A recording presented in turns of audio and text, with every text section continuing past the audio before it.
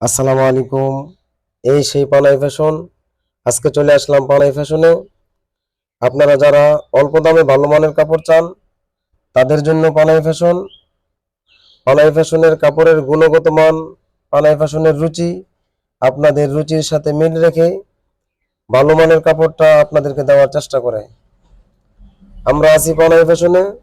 আপনারাও চলে আসুন পানাই ফ্যাশন, দিলারপুর বাজার, নজরপুর, নরসিংদী।